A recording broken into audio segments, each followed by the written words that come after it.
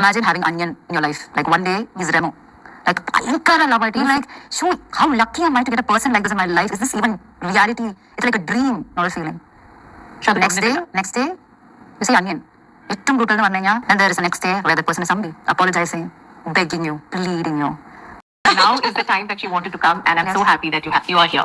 Yeah, I'm happy to. Anuവിന്റെ കാര്യം പറഞ്ഞു കഴിഞ്ഞാൽ ഇപ്പോൾ recent she has been in the news for a post of hers, and അതൊരു വലിയൊരു കോൺവെർസേഷൻ. എനിക്ക് തോന്നുന്നു ഒരു മൂവിയുടെ പ്രൊമോഷൻസിൽ വരെ ഒരു ചോദ്യം ചോദിച്ചപ്പോൾ അനു പറയുന്നുണ്ട്, അതിന്റെ സോഷ്യൽ മീഡിയ പോസ്റ്റാണ്, എനിക്ക് എന്ത് മനസ്സിൽ വരുന്നു ഞാൻ അതിൽ കുറിക്കും എന്നുള്ളൊരു ഒരു ഭയങ്കര സ്ട്രോങ് ആയിട്ട് ഒരു സ്റ്റേറ്റ്മെന്റ് പറയും. അത് പിന്നെ ആ സ്റ്റേറ്റ്മെന്റ് തന്നെ വൈറലാവുകയും ആ പോസ്റ്റ് വൈറലാവുകയും ചെയ്തു. Can you tell me what made you write that post? So it's about എനിക്ക് തോന്നുന്നു ഏകദേശം ഒരു മാസമായിട്ടുണ്ടാണ് ആ പോസ്റ്റ് വന്നിട്ടുള്ളത്. And like you said, actually there were like two set of people ആ പോസ്റ്റ് വായിച്ചതിന് ശേഷം. One set is like, oh, a girl is healing, that is great, I'm just really happy that you're healing and finally finding peace in your life. Obviously നമ്മൾ എല്ലാത്തിനോട് other side of the world is another category of people, like they were like they said really random stuff. See, that post didn't come overnight. There is so much behind that post. അപ്പോൾ അതൊന്നും ആൾക്കാർ കണ്ടില്ല. It's just like they think like something wrong happened in her life, and then she clicked a few pictures, made a video, and that's about it. And she put a caption. പക്ഷേ there is 2 years of pain, physical, emotional destruction behind that one post. I didn't want to randomly post some random picture. അതായത് ഞാൻ okay ആണെന്ന് കാണിക്കാൻ വേണ്ടി ഒരു picture post ചെയ്തതല്ലാതെ. I made sure I was not on social media for some time. ഉണ്ടായിരുന്നു. And the reason I wanted to post something only when I'm ready, when I actually heal. Anupama Parameswaran Dhruv വിക്രവുമായിട്ട് തനിക്കുണ്ടായിരുന്ന റിലേഷൻഷിപ്പിനെ കുറിച്ചും അതിൽ താൻ അനുഭവിച്ച കഷ്ടതകളും പ്രയാസങ്ങളും ബുദ്ധിമുട്ടുകൾ, അല്ലെങ്കിൽ കൺട്രോൾ ചെയ്യുക, നാർസിസ്റ്റിക് അബ്യൂസീവ് നടത്തുക, അതേപോലെ അതിനകത്ത് അനുഭവിച്ചിട്ടുള്ള എല്ലാ കാര്യങ്ങളെയും കുറിച്ച് തുറന്ന് പറഞ്ഞുകൊണ്ടുള്ള ഒരു ഇൻ്റർവ്യൂ ആണിത്. ധന്യ വർമ്മയുമായിട്ടാണ് ഇൻ്റർവ്യൂ. കഴിഞ്ഞ കുറച്ച് ആഴ്ചകൾക്ക് മുൻപേ അനുപമ പരമേശ്വരൻ ഒരു വീഡിയോ ചെയ്തിട്ടുണ്ടായിരുന്നു ഇൻസ്റ്റാഗ്രാമിൽ. താൻ ഹീലായി ഒരു 2 വർഷം ഒരുപാട് കഷ്ടതകളും അല്ലെങ്കിൽ ഒരുപാട് ബുദ്ധിമുട്ടുകളും അനുഭവിച്ചൊരു റിലേഷൻഷിപ്പിൽ നിന്നും പുറത്ത് വന്ന് താൻ ഹീലായി എന്ന തരത്തിലുള്ള ഒരു ഇൻസ്റ്റാഗ്രാം റീൽസോടുകൂടി കുറച്ച് ക്യാപ്ഷനോടുകൂടി അനുപമ ഇട്ടുണ്ടായിരുന്ന സമയത്ത് ഒരുപാട് പോസിറ്റീവ് നെഗറ്റീവ്സ് കമൻസും അനുപമ ഫേസ് ചെയ്തിട്ടുണ്ടായിരുന്നു. അതുപോലെ ഒരു പ്രസ് മീറ്റിംഗ് വന്ന സമയത്ത് ഇതിനെക്കുറിച്ചിട്ടുള്ളൊരു ക്വസ്റ്റ്യനും അനുപമയോട് ചോദിച്ച സമയത്ത്, ഇതെൻ്റെ സോഷ്യൽ മീഡിയ ആണ്, എനിക്ക് ഇഷ്ടമുള്ളത് ഞാൻ പോസ്റ്റ് ചെയ്യും, ഞാനിത് വെൻഡിങ് ഔട്ട് ചെയ്യുകയല്ല, എനിക്കൊരു വുമൻ്റെ ട്രാൻസിഷൻ അല്ലെങ്കിൽ ഇത്രയും സഫോക്കേറ്റ് ചെയ്ത് ഒരു റിലേഷൻഷിപ്പിൽ നിന്ന് പുറത്ത് വന്ന ഒരു വുമൻ്റെ ട്രാൻസിഷനാണ് ഞാൻ അവിടെ കാണിച്ചിരിക്കുന്നത് എന്നുള്ള രീതിയിലൊക്കെ വളരെ ശക്തമായിട്ട് നിലപാടെടുത്ത് ഇത്രയും പോപ്പുലറായിട്ടുള്ള ഒരു ആക്ടർ വിക്രമത്തിൻ്റെ മകനായിട്ട് കൂടിയും തൻ്റെ സ്റ്റാൻഡിൽ ഉറച്ചു നിന്ന് അതിന് എഗെയിൻസ്റ്റായിട്ട് സംസാരിച്ചിരുന്ന ഒരു വ്യക്തിയാണ്. താൻ എത്രത്തോളം കഷ്ടതകൾ ആ റിലേഷൻഷിപ്പിൽ അനുഭവിച്ചു എന്നുള്ളത് വളരെ വ്യക്തമായിട്ട് മറ്റുള്ളവരെ മുമ്പിലേക്ക് പറയാൻ ഒരു ഗട്ട്സ് കാണിച്ച ഒരു ആളാണ് അനുപമ.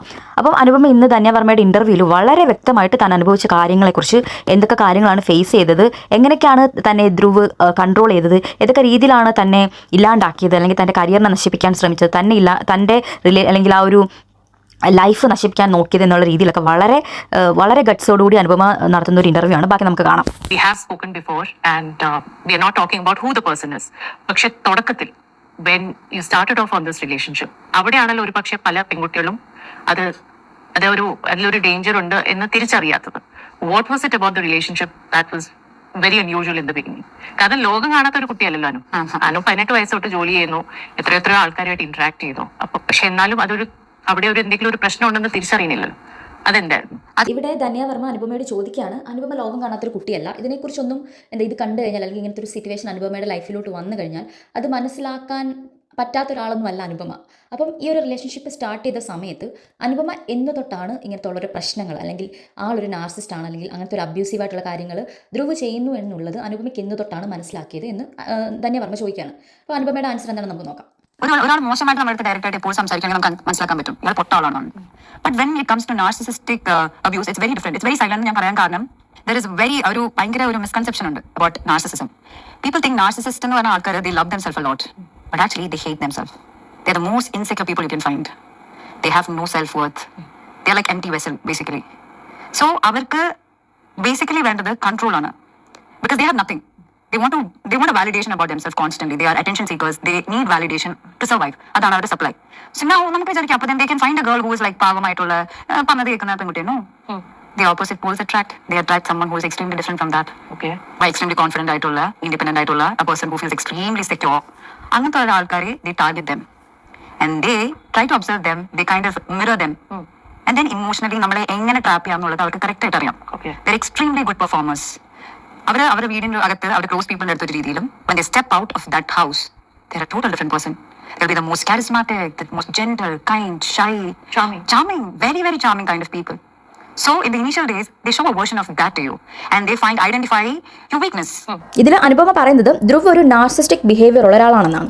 അതായത് ഒരുമാതിരി ലൈക്ക് അവർക്ക് സ്വന്തമായിട്ട് അവർ ഇഷ്ടമല്ല, സെൽഫ് ലവ് ചെയ്യുന്നൊന്നുമില്ല, പക്ഷേ മറ്റുള്ളവരുടെ മേൽ അവർക്കൊരു കൺട്രോൾ വേണം. മറ്റുള്ളവരെ അവർക്ക് എപ്പോഴും ഇങ്ങനെ കൺട്രോൾ ചെയ്തുകൊണ്ടിരിക്കണം. അതിനുവേണ്ടി അവർ ചൂസ് ചെയ്യുന്നത് ഒരു പാവം പിടിച്ച ഒരു പെൺകുട്ടിയൊന്നും ആയിരിക്കത്തില്ല. അതൊരു ഭയങ്കര നല്ലൊരു കുട്ടി അങ്ങനത്തെ എന്ന് പറയുന്ന കേൾക്കുന്ന ആളൊന്നും ആയിരിക്കത്തില്ല. വളരെ ഇൻഡിപെൻഡൻ്റ് ആയിട്ടുള്ള, വളരെ ഫിനാൻഷ്യലി നല്ല ഇതായിട്ടുള്ള, അല്ലെങ്കിൽ നല്ല രീതിയിൽ സംസാരിക്കുന്ന, അങ്ങനെ വളരെ ഗട്ട്സുള്ള പെൺകുട്ടികളെ തന്നെ ചൂസ് ചെയ്യുന്നത്. എന്നിട്ട് അവരെ ഗ്രാജ്വലി ഇവർ അടിമകളാക്കാൻ വേണ്ടി ശ്രമിക്കും. അങ്ങനെയാണ് ധ്രുവ് അനുപമയോട് ചെയ്തുകൊണ്ടിരുന്നത്. അപ്പം അതിന് വേണ്ടിയിട്ട് ധ്രുവ് ആദ്യം തന്നെ അനുപമയുടെ അടുത്ത് അനുപമയുടെ ക്യാരക്ടറും അനുപമയുടെ ലൈഫിൽ നടന്നിട്ടുള്ള ട്രോമകളും ഒക്കെ മനസ്സിലാക്കിയിട്ട് അതേപോലത്തെ കാര്യങ്ങൾ എൻ്റെ ലൈഫിലും നടന്നിട്ടുണ്ട് എന്നുള്ള രീതിയിൽ പറഞ്ഞിട്ട് പരസ്പരം ഒരു ബോണ്ട് വരുത്തും. അതായത് എൻ്റെ ലൈഫും നിൻ്റെ ലൈഫും ഒരേപോലെയാണ്, നമ്മുടെ ലൈഫിൽ നടക്കുന്ന കാര്യങ്ങളെല്ലാം ഒരേപോലെയാണ്, അപ്പം സ്വാഭാവികമായിട്ട് നമുക്ക് അങ്ങോട്ടൊരു ഇഷ്ടം തോന്നുമല്ലോ. ആ രീതിയിലുള്ള ഇഷ്ടം ആദ്യം ഉണ്ടാക്കിയെടുത്തിട്ട് ഗ്രാജ്വലി പതുക്കെ കൺട്രോൾ ചെയ്യാൻ തുടങ്ങും. അപ്പോൾ ഏതൊക്കെ രീതിയിലാണ് അനുപമയെ കൺട്രോൾ ചെയ്തിട്ടുള്ളതെന്നാണ് അനുപമിനി പറയുന്നത്. The love bombing phase. That's the first phase of narcissism where they love bomb you. And how long was that phase for you? It's like you can't differentiate it, because like 2 years, അതായത് ഈ relationship itself is trans. Like ഇതിനുള്ളിൽ കൂടെ തന്നെ parallelly അവർ develop ചെയ്യുന്ന ഒരു പരിപാടിയുണ്ട്, controlling phase. Slowly they start taking control. അത് ഭയങ്കര സ്വീറ്റ് ആയിട്ട് അവരെടുക്കുക. അതേ ലൈക്ക് ഭയങ്കര സ്ട്രാറ്റജിസ്റ്റ് ആണ് ആക്ച്വലി. നമ്മൾ തരത്തിലുള്ള കൺട്രോൾ ആണ് അനുവിന് ഫേസ് ചെയ്യേണ്ടി വന്നത്? ഇവര് കൺട്രോൾ എന്ന് വെച്ചാൽ ഇവര് ഡയറക്റ്റ് ആയിട്ട് നമ്മുടെ അടുത്ത് പറയാം, ശരി ഈ ഡ്രസ് ഇടണ്ട എന്ന് പറഞ്ഞാൽ you understand something not right. But that's not how it is. നമ്മളെ കൊണ്ട് തന്നെ നമ്മുടെ ബ്രാഞ്ചസ് കട്ട് ചെയ്യാന്നുള്ളതാണ് അവർ ഏറ്റവും വലിയ സ്ട്രാറ്റജി. അതായത് അവർ കറക്റ്റ് ഡയറക്റ്റ് ആയിട്ടുള്ള, അപ്പൊ ഞാൻ ഫോർ എക്സാമ്പിൾ പറയാം, ആൾക്കാർക്ക് മനസ്സിലാക്കാൻ വേണ്ടി പറയാം. ഒരു ദിവസം you are a person who wear jeans and top every day, and then one day you feel like wearing a churidar. You walk in with a churidar. This person sees you and you're like, oh, baby, you look so beautiful in churidar. This is the best thing. You look like my wife material. And then you're like, oh, in the chat, oh my god, he likes it so much. So let me buy one more churidar. Like that, one churidar becomes 2 churidars, 3 churidars, 4 churidars, and then you're in churidars. നമ്മൾ തന്നെ അറിയുന്നില്ല മാറുന്നത്. You transform like that. Baby, the way you were sitting at the dining table and talking today, you were like very controlled, you were very classy, you were very silent. Now you're silent because my partner likes it. Dining ടേബിളിൽ ഉറക്കെ ചിരിച്ച് സംസാരിക്കുന്ന ആള് silent ആയി കഴിയുമ്പോൾ ചേട്ടൻ ഇഷ്ടം. So you like, oh he likes it, so let me be that way. പിന്നെ നമ്മൾ ഇവന്റ്സിന് പോകാൻ നിൽക്കുക, oh baby why do you want to wear sleeveless today? It's very hot outside. Maybe something not comfortable. Then you'll be like, oh, he cares for me so much. My sleeveless. Oh right, I'll change my outfit this time. Next time, even before the event, he'll ask you, what outfit are you wearing today, baby? നമ്മൾ options നമ്മൾ send ചെയ്ത് കൊടുക്കും. Then it becomes mandatory that you send that person photos for permission what you wear, and then you start wearing whatever the person decides. Other than Instagram, you post something and the person will say, you think that photo was appropriate? I think you should avoid that photo. After നമ്മൾ already Instagram photo, we delete that picture. Instantly repost it again. And from the next time you delete the repost ചെയ്യുന്നേക്കാൾ എളുപ്പം എന്താ, ചേട്ടൻ അയച്ചു കൊടുക്കുക, ചേട്ടൻ will accept it and then take the approval and post. You post a comment, otherwise it shows that you're more affectionate towards your audience. So better you ask ചേട്ടൻ for a comment. Your song is looking a little കുറച്ചും കൂടി എന്താ പറയാ, what do they call, desperate or something. Like ചേട്ടൻ only select the song. ഇതേപോലെ തന്നെ നമ്മുടെ connections, my friendships and all of that, they'll give you the small punishments which make you understand that in order to എന്താ പറയാ not have a conflict, ഈ small punishmentsലൂടെ you'll be like, okay, let's avoid the situation, avoid that conversation, avoid this. അപ്പൊ കുറേ branches ഉള്ള നമ്മളെ ഓരോ ബ്രാഞ്ചസിനെ നമ്മൾ തന്നെ കട്ട് ചെയ്ത് കളയും. ഈ പണിഷ്മെന്റ്സ് എന്താണ്? ചെറുതായിരിക്കും. അതായത് ഈ പറഞ്ഞ സൈലന്റ് ട്രീറ്റ്മെന്റ് ആയിരിക്കാം, അല്ലെങ്കിൽ നമുക്ക് നമ്മുടെ അടുത്ത് പെട്ടെന്നൊരു എഫെക്ഷൻ വിഡ്രോവൽ ആയിരിക്കാം. ഇതിൽ അനുഭവം പറയുന്നത് എന്താണെന്ന് വെച്ച് കഴിഞ്ഞാൽ, ആദ്യത്തെ ഫേസ് എന്ന് പറഞ്ഞു കഴിഞ്ഞാൽ ഭയങ്കര സ്നേഹം കാണിക്കുക, ഭയങ്കര കെയർ കാണിക്കുക. അപ്പോൾ നമ്മളങ്ങ് വീണ് പോകും. ആ രീതിയിലുള്ള കെയറിങ്ങും ഇവർ തന്നെയാണ് നമ്മുടെ ലൈഫ് പാർട്ണർ എന്നുള്ള രീതിയിലൊക്കെ നമുക്ക് തോന്നുന്ന രീതിയിൽ നമ്മളെ ഭയങ്കരമായിട്ട് അതിനെ കൺട്രോൾഡ് ആക്കി വെക്കും. എന്നിട്ട് ഗ്രാജുവലി അതിൻ്റെ ഇടയിൽ കൂടി കൈൻഡ് ഓഫ് കൺട്രോളിങ് തുടങ്ങും. അപ്പോൾ തന്നെ പറഞ്ഞ് ചോദിക്കുന്നുണ്ട് എന്താണ് ആ കൺട്രോളിങ്. അപ്പം അനുഭവം പറയുന്നത് എന്താണെന്ന് വെച്ചാൽ, കൺട്രോളിംഗ് എന്ന് പറഞ്ഞ രീതിയിൽ പുള്ളിക്കാരൻ ഇപ്പം അനുഭവം ഡെയിലി ഒരു ജീൻസും ടോപ്പും ധരിക്കുന്ന ആളാണ്. ഒരു ടിപ്പിക്കൽ കുറച്ച് ആൾക്കാരുണ്ടല്ലോ നമ്മുടെ നാട്ടിൽ, അതേപോലത്തെ രീതി കേട്ടോ ധ്രുവ് കാണിക്കുന്നത്. അപ്പോൾ കുറച്ച് നാൾക്ക് ശേഷം അനുഭവം പെട്ടെന്നൊരു ചുരിദാർ ഇടുമ്പോൾ, oh baby was so sweet in this churidar, നല്ല രസമുണ്ട് ഇത് കാണാൻ വേണ്ടി, നീ ഒരു വൈഫ് മെറ്റീരിയൽ ആയിട്ട് എനിക്ക് തോന്നുന്നു എന്നൊക്കെ പറയുമ്പോൾ, നമ്മുടെ ബോയ് ഫ്രണ്ട് അങ്ങനെ നമ്മളോട് പറയുമ്പോൾ നമുക്ക് ഓക്കെ ഞാൻ ഫൈൻ, ഞാൻ ചുരിദാർ നല്ല ഭംഗിയിരിക്കണേ കാണാൻ, അപ്പോൾ ഞാൻ ഇത് ഇഷ്ടമായതുകൊണ്ട് ഞാൻ എപ്പോഴും ചുരിദാർ ഇടാം. അങ്ങനെ ഗ്രാജുവലി നമ്മുടെ ഒരു കംഫർട്ട് ലെവൽ ക്ലോത്തിങ് അല്ലെങ്കിൽ നമ്മൾ ധരിക്കുന്ന വസ്ത്രത്തിൽ നിന്ന് നമ്മൾ ഇങ്ങനെ അങ്ങോട്ട് മാറും. നമ്മൾ പതുക്കെ അവർക്ക് ഇഷ്ടമുള്ള രീതിയിലുള്ള വസ്ത്രങ്ങൾ ധരിക്കാൻ തുടങ്ങും. പക്ഷേ എന്നാൽ ഇവർ സ്ട്രൈറ്റ് ആയി നമ്മുടെ മുഖത്ത് നോക്കി നീ ഇന്ന് ജീൻസ് ഇടരുത്, നീ ഇന്ന് ചുരിദാർ ഇടുക എന്ന് പറയത്തില്ല. നമ്മളിങ്ങനെ പതുക്കെ സ്നേഹം കാണിച്ച് നമ്മൾ ആ രീതിയിലോട്ട് മാറ്റാൻ ശ്രമിക്കും. പിന്നെ അതേപോലെ തന്നെ ഒരു ഇൻസ്റ്റാഗ്രാമിൽ ഒരു പോസ്റ്റ് ഇടുന്നതിന് വരെ അനുഭവയ്ക്ക് അതിനകത്ത് കൺട്രോൾഡ് ആയിരുന്നു. അതായത് ഈ പോസ്റ്റ് എന്തിനായിട്ടത്, ഇത് നിനക്ക് കൊള്ളില്ല, വേറെ പോസ്റ്റ് ഇട്. അപ്പോൾ ഗ്രാജുവലി എന്ത് ചെയ്യും, ഈ പോസ്റ്റ് ഇടേണ്ട കാര്യത്തിലാണെങ്കിലും ഡ്രസ് ഇടേണ്ട കാര്യത്തിലാണെങ്കിലും അനുപമ എല്ലാം കൊണ്ട് ധ്രുവിനെ കാണിക്കാൻ തുടങ്ങും. ഇതിൽ ഏത് ഡ്രസ് ഇടണം, ഇതിൽ ഏത് പോസ്റ്റ് ഞാൻ ഇടണം, ഈ പോസ്റ്റ് ഞാൻ ഏത് സോങ് ഇടണം, അങ്ങനത്തെ കാര്യങ്ങളായി കൺട്രോൾഡ് ആയിട്ട് വരാൻ തുടങ്ങി. പിന്നെ ഇതൊരു അനുപമയ്ക്ക് ഇതൊരു നെസസിറ്റി ആയി മാറി. ലൈക്ക് ഇതിപ്പം ധ്രുവിനെ കാണിച്ചാലേ പറ്റത്തുള്ളൂ, ധ്രുവ് വേണം ഇത് സെലക്ട് ചെയ്യാൻ, എനിക്ക് സ്വന്തമായിട്ടൊന്നും സെലക്ട് ചെയ്യാൻ പറ്റത്തില്ല എന്നുള്ള ലെവലിലേക്ക് അത് പോയി. അതേപോലെ ഒരു സ്ഥലത്തിരുന്ന് സംസാരിക്കുമ്പോൾ നീ ഇങ്ങനെ സംസാരിക്കുന്നതാണ് നല്ല രസമാണ്, നീ കാമൻ ക്വയറ്റായിട്ടിരിക്കുന്നതാണ് നല്ല രസമാണ്, ഇങ്ങനെ ക്ലാസ് ആയിട്ടിരിക്കുന്നതാണ് നല്ല രസമാണ്, അങ്ങനെയൊക്കെ പറയുമ്പോൾ നോർമലി നമ്മളുണ്ടായിരുന്ന ഒരു ബിഹേവിയറിൽ നിന്ന് നമുക്ക് മാറി ഇവരുടെ ഇഷ്ടത്തിൻ്റെ രീതിയിലുള്ള ബിഹേവിയറിലോട്ട് നമുക്ക് മാറേണ്ടി വരും. പിന്നെ ഇത് ഗ്രാജുവലി ഡെവലപ്പ് ചെയ്തിട്ട് നമുക്കിപ്പോൾ ഒരാളോട് മിണ്ടണമെങ്കിൽ അല്ലെങ്കിൽ നമുക്കിപ്പം വേറെ നമ്മുടെ കാര്യങ്ങൾ സ്വന്തമായിട്ട് തീരുമാനിക്കണമെങ്കിൽ എല്ലാത്തിനും ഇവരുടെ വാലിഡേഷൻ വേണ്ടി വരും. അഥവാ അങ്ങനെയല്ല നടക്കുന്നെങ്കിൽ ചെറിയ ചെറിയ പണിഷ്മെൻറ്റ് കൊടുക്കും. അതായത് മിണ്ടാതിരിക്കുക, കാണിക്കുന്ന അഫെക്ഷൻ പെട്ടെന്ന് കുറയ്ക്കുക, അങ്ങനത്തെ ഒരു സൈക്കോ ക്യാരക്ടർ ഉണ്ടല്ലോ, അതൊക്കെയാണ് ധ്രുവ് കാണിച്ചുകൊണ്ടിരുന്നത്. അപ്പം നമ്മൾ ഇഷ്ടപ്പെടുന്ന ഒരാൾ പെട്ടെന്ന് നമ്മളോട് മിണ്ടാതിരിക്കുക അല്ലെങ്കിൽ നമ്മളോട് കാണിക്കുന്ന സ്നേഹത്തിന് ഒരു കുറവ് വരുമ്പോൾ നമുക്കൊരു വിഷമം വരുമല്ലോ. അപ്പോൾ ആ വിഷമം വരാതിരിക്കാൻ വേണ്ടി നമ്മൾ എന്ത് ചെയ്യും? നമ്മൾ ചെയ്യുന്ന പല കാര്യങ്ങളും നമ്മൾ വേണ്ടെന്ന് വെക്കും. After the first couple of dates, you're taken to their house, their home, to meeting their family, having lunch with them. And in 3 months, the person is talking about engagement. The family is asking, where can you put the engagement? Which destination do you prefer? How many people do you want? ഇത് 3 മാസത്തിൽ 3 months into the relationship, it can't be that fast. It can't be. And for the people, they call you gold digger and all these names, no? For the people like that who have been calling me that, there's one thing I want to make clear, that I would have gotten married to that person and probably that would have ended up in a divorce if I didn't stop the engagement call. I am the one who constantly stopped the engagement call because I knew this was not love, this was just desperation so that I would quit acting. Anu തന്നെയാണ് തീരുമാനിച്ചത്. I don't want to get engaged now. Nobody can deny it. Whenever they ask me, I always said, I think this person is really young. I think we need to take a little more time. I think it's not the right time. I am ready. I'm okay. I have time. We can do another thing. If kids not a concern, you can do egg freezing, all these stuff. But let them take time. Let them grow and all of that. I've postponed this thing so many times in the relationship because I understood that this is not because of love. This is desperation to get someone under control. അത് clear ആയിട്ട് എനിക്ക് അന്ന് മനസ്സിലായില്ലെങ്കിൽ പോലും there is something in your gut that says that this is too fast. This is not right. And by that time, ഇതിൽ അനുപമ പറയുന്ന ഒരു കാര്യം എന്തെന്ന് വെച്ച് കഴിഞ്ഞാൽ, പരിചയപ്പെട്ട് കുറച്ച് നാൾക്കുള്ളിൽ തന്നെ ഫാമിലിനെ പരിചയപ്പെടുത്തുക, ഫാമിലിയുടെ കൂടെ ലഞ്ച് വെക്കുക, അതേപോലെ ഫാമിലിയിലുള്ള ആൾക്കാരുമായിട്ട് കൂടുതൽ കണക്ഷൻസ് വെക്കാൻ ശ്രമിപ്പിക്കുക. അതേപോലെ പെട്ടെന്ന് തന്നെ എൻഗേജ്മെൻറ്റ് എന്നാണ്, ഒരു 3 മാസത്തിനുള്ളിൽ തന്നെ എന്ന് വേണം എൻഗേജ്മെൻറ്റ്, എന്താണ്, നമുക്ക് എത്ര പേര് വേണം എൻഗേജ്മെൻറ്റിന്, ഏതാണ് ഡെസ്റ്റിനേഷൻ എന്നുള്ള ലെവലിലേക്ക് കാര്യങ്ങൾ പോയി. അപ്പം അനുപമയ്ക്ക് മനസ്സിലായി ഇതത്ര നല്ല കാര്യം ഇതല്ല. ഇത് കൈൻഡ് ഓഫ് ഒരു അഫക്ഷനെക്കാട്ടും സ്നേഹത്തിനെക്കാട്ടി പുറമേ ഒരു ഡെസ്പറേറ്റ് ആണ്. അനുപമയുടെ മെയിലിൽ ധ്രുവിനെ ഒരു കൺട്രോൾ വെക്കാൻ തരത്തിലുള്ള ഒരു ഡെസ്പറേഷനാണ് കാണിക്കുന്നത്. അതൊരു റിയൽ സ്നേഹമല്ലെന്ന് ഒരു ഗട്ട് ഫീലിംഗ് അനുപമയുടെ മനസ്സിലുണ്ടായിരുന്നത് കൊണ്ട് തന്നെ നമ്മൾ ചെറുപ്പമാണ്, കുറച്ചും കൂടെ പ്രായമായിട്ട് മതി അല്ലെങ്കിൽ കുറച്ചുകൂടെ നാൾ കഴിഞ്ഞിട്ട് മതി. ഇപ്പോൾ കുഞ്ഞുങ്ങളെക്കുറിച്ചുള്ള വറീഡാണെങ്കിൽ വേണമെങ്കിൽ എഗ് വല്ലതും ഫ്രീസ് ചെയ്ത് വെക്കാം, അങ്ങനത്തെ കാര്യങ്ങൾ വല്ലതും ചെയ്യാം. അല്ലാതെ ഇപ്പം നമുക്ക് എൻഗേജ്മെൻറ്റ് വേണ്ട എന്നുള്ള രീതിയിൽ അനുപമ ഇങ്ങനെ പറഞ്ഞുകൊണ്ടിരുന്നു. അനുപമയുടെ ഗട്ട്സ് ഫീലിംഗിൽ നിന്ന് അനുപമ ഈ എൻഗേജ്മെൻറ്റിനെ കുറിച്ച് ഒരു സംസാരിക്കുമ്പോഴെല്ലാം അത് കോൺസ്റ്റൻ്റ് ആയിട്ട് സ്റ്റോപ്പ് ചെയ്തുകൊണ്ടേയിരുന്നു. അതല്ലെന്നുണ്ടെങ്കിൽ നാളെ എൻഗേജ്മെൻറ്റ് കഴിഞ്ഞ് കല്യാണം കഴിഞ്ഞ് ഇതൊരു ഡിവോഴ്സിലെത്തും എന്നുള്ള കാര്യത്തിനെ കുറിച്ച് അനുപമയ്ക്ക് 100% ഷുവർ ഉണ്ടായിരുന്നു. So you are already fixed mentally that this is your person and this is the person you're gonna spend your life with. That's when the real character comes out. Things become way more tighter. The control become more direct. Like, why did I not promote a movie, Dragon? That was one of the most successful film in my career.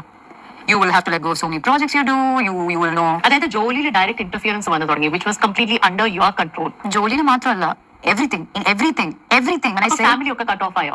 ഞാൻ പറഞ്ഞില്ലേ, this is not direct cut off. It is like very indirect. നമ്മളെ കൊണ്ട് നമ്മുടെ ചിലവുകൾ മുറിപ്പിക്കും. See, the thing is, at one point you know there is something not right about the relationship where നമ്മൾ ഒരാളെ ഇഷ്ടപ്പെടുന്ന സമയത്ത് അയാളെ കുറിച്ച് ഫാമിലിക്ക് നല്ല ഒപ്പീനിയൻ ആണല്ലേ നമ്മൾ വിചാരിക്കുള്ളൂ. So we don't open up about this person and what harm this person is causing you, അല്ലെങ്കിൽ how this person is stopping you from doing certain things. So you protect from family. അപ്പോൾ family cut off ചെയ്തു. Friends obviously ഇത് സഹിച്ച് നിൽക്കാൻ പറ്റില്ലല്ലോ. when I am shrinking, they'll understand it. So നമ്മൾ ഫ്രണ്ട്സിന്റെ അടുത്ത് see, to be very honest, ചേച്ചിനോട് എത്ര പ്രാവശ്യം ഇന്റർവ്യൂ വരാൻ പറഞ്ഞിട്ടുണ്ട്. ഞാൻ എന്തുകൊണ്ട് പറഞ്ഞേ? Because I was scared if you would ask how are you and if I would start crying. The scariest question that you would have at that point is how are you, because you might break down any moment. അപ്പോൾ അതേപോലെ തന്നെ ഫ്രണ്ട്സിന്റെ അടുത്ത് പറയരുത്, നമ്മുടെ സ്റ്റാഫിന്റെ അടുത്ത് പറയില്ല. I very close with my staff. I don't even look into their eyes because I'm scared if I would break down. So you constantly want. ഇതൊരു ഇനിഷ്യൽ സ്റ്റേജ് മാത്രമായിരുന്നു എന്നാണ് അനുപമ പറയുന്നത്. അതായത് കൺട്രോളും റെസ്ട്രിക്ഷൻസും ഒക്കെ അതൊരു ഇനിഷ്യൽ സ്റ്റേജ് മാത്രമായിരുന്നു. ആ സമയം കൊണ്ട് ഫാമിലിയുമായിട്ടൊക്കെ അറ്റാച്ച്ഡ് ആയി, ഫാമിലിയിൽ എല്ലാവരും അങ്ങോട്ടും ഇങ്ങോട്ടും സംസാരിക്കുന്നു, കല്യാണ കാര്യങ്ങൾ സംസാരിക്കുന്നു. അപ്പോൾ ആ സമയത്ത് നമുക്ക് അവരോട് ഭയങ്കരമായിട്ടൊരു സ്നേഹം തോന്നും. അനുപമയ്ക്ക് ധ്രുവിനോട് ഭയങ്കരമായിട്ടൊരു സ്നേഹം തോന്നി. അതായത് ഭയങ്കരമായിട്ടൊരു ട്രോമ ബോണ്ടിങ്, ഡിറ്റാച്ച്ഡ് ആവാൻ പറ്റാത്തൊരു തരത്തിലുള്ളൊരു റിലേഷൻഷിപ്പിലോട്ട് അവർ പോയി കഴിഞ്ഞ സമയത്ത് പതുക്കെ ശരിക്കുള്ള ക്യാരക്ടർ പുറത്തു വരാൻ തുടങ്ങി. അപ്പം ധന്യവർമ്മ ചോദിക്കുന്നുണ്ട് എന്താണ് അത്രയും അധികം അഫക്റ്റ് ചെയ്തതെന്ന് ചോദിക്കുമ്പോൾ അനുഭവം പറയുകയാണ്, ഡ്രാഗൺ എന്ന മൂവിയുടെ ഫിലിമിൻ്റെ ഒരു പ്രസ് മീറ്റിങ്ങിനോ അല്ലെങ്കിൽ അതിൻ്റെ പ്രൊമോഷൻ വർക്കിനോ ഒന്നും പോകാൻ പറ്റിയിട്ടില്ല. അതുവരെ കൺട്രോൾ ആയിരുന്നു, അതിനൊന്നും പോകണ്ട എന്നുള്ള രീതിയിൽ കരിയറിനെ വരെ അല്ലെങ്കിൽ ഫിലിമിൽ അനുപമയുടെ ആ ഒരു ചോയ്സസ് വരെ റെസ്ട്രിക്റ്റ് ചെയ്ത് ആ ലെവലിൽ വരെ അനുപമയുടെ ലൈഫിനെ കൺട്രോൾ ചെയ്യാൻ തുടങ്ങി. ഈ സിറ്റുവേഷനൊക്കെ അനുപമയുടെ ലൈഫിൽ ഉണ്ടായ സമയത്ത് അനുപമയ്ക്കും ധ്രുവിനെ അത്രമേൽ ഇഷ്ടമായിരുന്നത് കൊണ്ട് തന്നെ, ഒരു ട്രോമ ബോണ്ടിങ്ങിന് അഡിക്റ്റ് ആയതുകൊണ്ട് തന്നെ ധ്രുവിനെ കുറിച്ചുള്ള മോശം കാര്യങ്ങളൊന്നും ഫാമിലിയുമായിട്ട് പങ്കുവെക്കാതിരിക്കാൻ ഫാമിലിയുമായിട്ട് അനുപമ പതുക്കെ അകന്നു തുടങ്ങി. ആൻഡ് ഓൾസോ അനുപമ സ്നേഹിക്കുന്ന എല്ലാവരിൽ നിന്നും അനുപമ അകന്നു തുടങ്ങി. കാരണം എല്ലാവർക്കും അറിയാം അനുപമ എന്തൊക്കെയോ കുറച്ച് അനുഭവിക്കുന്നുണ്ടെന്ന്. പക്ഷേ എന്തായാലും അങ്ങനെ ഒരു ക്വസ്റ്റ്യൻ വരും, എന്തുകൊണ്ടാണ് എനിക്കിപ്പോൾ ഈ മാറ്റങ്ങൾ അല്ലെങ്കിൽ എന്തുകൊണ്ടാണ് എനിക്ക് പ്രശ്നങ്ങൾ എന്നൊക്കെ ഒരു ക്വസ്റ്റ്യൻ വരണ്ടാന്ന് കരുതി ഇവരുമായിട്ടൊക്കെ ഡിറ്റാച്ച്ഡ് ആവാൻ തുടങ്ങി. ഇവൻ ധന്യവർമ്മ തന്നെ പല ഇന്റർവ്യൂകളിൽ വിളിച്ചിട്ട് പോലും എന്തുകൊണ്ടാണ് അനുപമ വരാതിരുന്നതെന്ന് വെച്ച് കഴിഞ്ഞാൽ ഒരു ക്വസ്റ്റ്യൻ വരികയാണ് ഹൗ ആർ യു അനുപമ എന്ന് ചോദിക്കുകയാണെങ്കിൽ അനുപമ അവിടെ തകർന്നു പോകും, അനുപമ അവിടെ ബ്രേക്ക് ഡൗൺ ആവും, കരഞ്ഞു പോകും. അല്ലെങ്കിൽ ഇങ്ങനത്തെ ഒരു സിറ്റുവേഷൻ അനുപമ അങ്ങനത്തെ ഒരു ഇതിലൂടെയാണ് കടന്നു പോകുന്നതെന്നുള്ളത് എവിടെയെങ്കിലും അനുപമയ്ക്ക് പറയേണ്ടി വരും. അതുകൊണ്ട് തന്നെ പലരിൽ നിന്നും അകന്നകന്ന് ഒരുപാട് ആങ്സൈറ്റി മരുന്നുകൾ കഴിച്ചിട്ടൊക്കെയാണ് താൻ ഇത്രയും നാളെ കടന്നു പോയത് എന്നുള്ളതൊക്കെ വളരെ ഗട്ട്സോട് കൂടിയാണ് അനുപമ തുറന്നു പറഞ്ഞിരിക്കുന്നത്. ഇത്രയും പ്രശസ്തനായ ഒരു ആക്ടറിന്റെ മകനായിട്ട് പോലും ഈ ഒരു കാര്യം ഓപ്പൺ അപ്പ് ചെയ്യാൻ കാണിച്ച ഒരു ഗട്ട്സ് ഒരുപാട് പെൺകുട്ടികൾക്ക് ശരിക്കും ഒരു പ്രചോദനമാണ്. People who don't know about narcissistic abuse, imagine having Onion in your life. Like one day he's Remo. Like I love it. You feel like, shoot, how lucky am I to get a person like this in my life? Is this even reality? It's like a dream, not a feeling. Sure, Next day, you see Onion. Ettum brutal nu parnaya, even if that person is saying someone else stabbing you and killing you, they would not even just turn their head. That kind of extreme. And there is a next day where the person is humbly apologizing, begging you, pleading you, promising you that they'll never repeat this again, crying like a baby. And then again the love bombing. The same cycle goes on and on and on and on. And think about namaki extreme pain therunalengana nammude relief at that point. And it is like having the drug usage ഒക്കെ പോലെ അതുപോലെ. You think initially you start with love, but then they want you to make them your priority. When you prioritize them, this becomes more of an attachment, and then it becomes an addiction. So while I'm sitting here, I'm not saying I was in a very unconditional love scenario. Allah, this becomes an addiction where ആളില്ലാതെ പറ്റില്ല. That is where they bring you. So ഇതിൽ അനുപമ ധ്രുവിന്റെ ക്യാരക്ടറിനെ കുറിച്ച് compare ചെയ്യുന്നത് അല്ലെങ്കിൽ ധ്രുവിന്റെ character ഇതാണെന്ന് കാണിക്കുന്നത് for example ആയിട്ട് എടുക്കുന്നത് അന്യൻ എന്ന സിനിമ, അതായത് സ്വന്തം അച്ഛൻ്റെ അന്യൻ എന്ന മൂവി തന്നെയാണ്. ഒരു ദിവസം അമ്പിയാണെങ്കിൽ അടുത്ത ദിവസം റെമോ, അടുത്ത ദിവസം അന്യനായിട്ട് ബിഹേവ് ചെയ്യും. ഒരു ദിവസം ഭയങ്കര സ്നേഹമായിട്ട് ഭയങ്കര പാവമായിട്ട് ഭയങ്കര റൊമാൻറ്റിക് ആയിട്ട് ബിഹേവ് ചെയ്യുമ്പോൾ നമ്മൾ വിചാരിക്കും ഇതാണ് നമ്മുടെ ലൈഫ്, എന്തൊരു ഡ്രീമി ലൈഫാണെന്ന്. നെക്സ്റ്റ് ഡേ ഇയാൾ തന്നെ അനുപമയെ ഒരാൾ കുത്തിയെന്ന് പറഞ്ഞാൽ പോലും തിരിഞ്ഞ് നോക്കാത്ത രീതിയിൽ ഭയങ്കര ഹാർഡായിട്ട് വിഷമിപ്പിക്കുന്ന രീതിയിൽ ബിഹേവ് ചെയ്യുക. പിറ്റേ ദിവസം ഭയങ്കര അപ്പോളജൈസ് ചെയ്ത് വെറും അമ്പീനെ പോലെ ഒരു പാവത്തിനെ പോലെ വരിക. അപ്പം ഇത്രയും സ്നേഹം തരുന്ന ആൾ തന്നെയാണ് ഇത്രയും വിഷമം തരുന്നത്. ആ വിഷമം തരുന്ന ആൾ തന്നെയാണ് അനുപമയ്ക്ക് ആശ്വാസമായിട്ട് വേണ്ടതും. ആ ഒരു ലൂപ്പിൽ കിടന്ന അനുപമ ഇങ്ങനെ കറങ്ങുമായിരുന്നു. അതായത് അവിടെ നിന്ന് ഒരു മോചനമില്ല, ഭയങ്കര സ്നേഹമാണ്, എന്നാൽ അറ്റ് ദ സെയിം ടൈം ഭയങ്കരമായിട്ട് ഹെക്ടിക് ആയിട്ടുള്ള ഭയങ്കരമായിട്ട് അനുപമയെ ചൂഷണം ചെയ്യുന്ന ഒരു സ്വഭാവത്തിനുടമയുമായിരുന്നു. അപ്പം ഈ ഒരു സ്വഭാവത്തിന് അഡിക്റ്റ് ആയിപ്പോയി. ഒരു അൺകണ്ടീഷണൽ ലവ് ഒന്നുമല്ല, ഭയങ്കരമായിട്ടൊരു അഡിക്ഷൻ വന്നിട്ട് അതിനകത്തൊന്ന് പുറത്തിറങ്ങാൻ പറ്റാത്തൊരു അവസ്ഥയിലായിപ്പോയി എന്നാണ് അനുപമ പറയുന്നത്. ഇതേപോലെ വേറെ കുറച്ച് കാര്യങ്ങളും കൂടെ പറയുന്നുണ്ട്. ഇപ്പോൾ വേറെ എവിടെയെങ്കിലും പോയി ഫ്രണ്ട്സുമായിട്ട് സംസാരിച്ചിട്ട് അതിനകത്ത് എന്തെങ്കിലും ഒരു ബാഡ് സംഭവിക്കുക, ആരെങ്കിലും മോശം പറഞ്ഞാൽ ഉടനെ അത് വന്ന് അനുപമയുടെ അടുത്ത് സംസാരിച്ച് അനുപമയാണ് അതിൻ്റെ റീസൺ എന്ന് പറഞ്ഞ രീതിയിൽ, അതായത് ഒരുപാട് പെൺകുട്ടികൾ ഇത് ഫേസ് ചെയ്യുന്ന ആൾക്കാരുണ്ട്. ഇത് കാണുന്ന ഒരുപാട് പേർക്ക് അത് മനസ്സിലാക്കാൻ സാധിക്കും. അതായത് വേറെ എവിടെ എന്ത് സംഭവിച്ചാലും ഇവിടെ വന്ന് അതങ്ങ് കൊട്ടിയിറക്കുക, ഇവിടെ വന്നിട്ട് നീയാണ് അതിന് കാരണം, അല്ലെങ്കിൽ എന്ത് ദേഷ്യം ഉണ്ടെങ്കിലും ഇവരുടെ മുൻപിൽ വന്ന് കാണിക്കുക, അതൊക്കെ നമുക്ക് സഹിക്കുന്നതിന് ഒരു പരിധിയുണ്ട്. അപ്പം ആ രീതികളൊക്കെ സഹിച്ചും ക്ഷമിച്ചും ട്രോമയ്ക്ക് അഡിക്റ്റായി, ട്രോമ ബോണ്ടിങ്ങിന് അഡിക്റ്റായി, അല്ലെങ്കിൽ ഈ റിലേഷൻഷിപ്പിന് അഡിക്റ്റ് ആയതുകൊണ്ട് തന്നെ ഈ ഒരാളെ പ്രൊട്ടക്റ്റ് ചെയ്യാൻ വേണ്ടിയിട്ട് ബാക്കിയുള്ള എല്ലാ ആൾക്കാരിൽ നിന്നും ഒരു ഡിറ്റാച്ച്ഡ് ആയി നിന്നൊരു വ്യക്തിയായിരുന്നു. പക്ഷേ ഗ്രാജുവലി പുള്ളിക്കാരത്തി അതിൽ നിന്നത് എങ്ങനെയോ പുറത്ത് വന്ന് ഇപ്പോൾ അതൊക്കെ ഹീലായി എന്നുള്ള രീതിയിലാണ് ഫസ്റ്റ് പാർട്ട് ഇൻ്റർവ്യൂ കംപ്ലീറ്റ് ചെയ്യുന്നത്. അപ്പോൾ ബാക്കിയുള്ള കാര്യങ്ങൾ എന്താണ്, എങ്ങനെയാണ് ഇത് ബ്രേക്കപ്പ് ആയത്, ഇതിൻ്റെ ഇടയിൽ പിന്നെ എന്താണ് സംഭവിച്ചതെന്നുള്ളത് സെക്കൻഡ് പാർട്ടിലായിരിക്കും. മേ ബി ഫസ്റ്റ് പാർട്ടിൽ ഇത്രയും മാത്രമാണ് അനുപമയുടെ ലൈഫിൽ കാണിച്ചിരിക്കുന്നത്. അപ്പോൾ നമുക്ക് സെക്കൻഡ് പാർട്ടിന് വേണ്ടി വെയിറ്റ് ചെയ്യാം.